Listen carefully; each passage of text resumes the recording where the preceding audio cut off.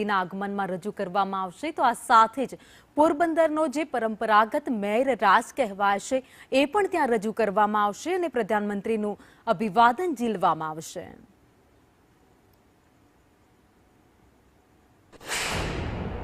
આપણો ભારત દેશ અને તેમાં વિવિધતામાં એકતાના રંગો અત્યારે જોવા મળી રહ્યા છે। ક્યાંક ટિપ્પણી થઈ રહી છે, ક્યાંક બિહુ નૃત્ય થઈ રહ્યું છે, તો ક્યાંક તાળી રાસ થઈ રહ્યો છે। અલગ અલગ રંગો જોવા મળી રહ્યા છે। સોમનાથ મંદિરના પટાંગણમાં અલગ અલગ રંગો આપ જોઈ રહ્યા છો। કોઈ બિહુ નૃત્ય કરી રહ્યું છે તો અત્યારે તાળી રાસ કરવામાં આવી રહ્યો છે આ યુવકો દ્વારા, કારણ કે પ્રધાનમંત્રી નરેન્દ્ર મોદીનું આગમન થઈ રહ્યું છે અને તેના આગમનને લઈ અનેક તૈયારીઓ છે તે કરવામાં આવી છે। તો તાળી રાસ દ્વારા તેઓના આગમનની તૈયારીઓ કરવામાં આવી રહી છે। આપણે વાત કરીશું આજે તાળી રાસ છે, કેટલા સમયથી તૈયાર કરો છો, કેટલા લોકો જોડાયેલા છે, કેટલી વાર પરફોર્મ કર્યું આ પ્રધાનમંત્રી મોદી આવી રહ્યા છે? તો આ મેર સમાજનો મણિયારો રાસ છે જેને દેશ વિદેશ અને વિશ્વવિખ્યાત છે। અમારા ગુરુદેવ શ્રી રાણાભાઈ સીડાના આશીર્વાદથી અમે દેશ વિદેશમાં પરફોર્મન્સ આપીએ છીએ।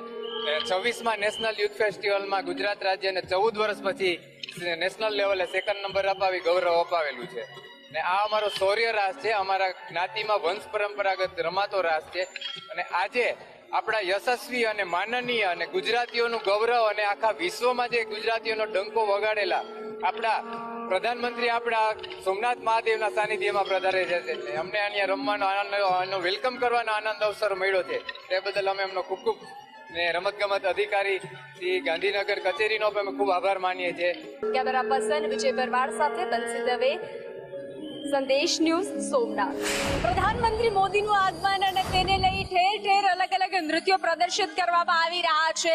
તો અત્યારે આપ જોઈ રહ્યા છો મારી પાછળ બિહુ નૃત્ય પ્રદર્શિત કરવામાં આવી રહ્યું છે।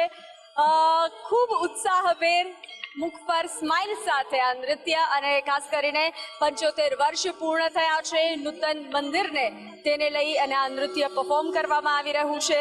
તો આપણે વાત કરીશું કેટલા સમયથી આ નૃત્ય પરફોર્મન્સ કરવામાં આવી રહ્યું છે? અમે આ ઘણા સમયથી પરફોર્મ કરીએ છીએ। કેટલા લોકો છો? અમે છે 15 લોકો। અને આ બિહુ નૃત્ય કહેવામાં આવે છે? હા, બિહુ। કેમેરા પર્સન વિજય પરમાર સાથે બંસી દવે, સંદેશ ન્યૂઝ, સોમનાથ।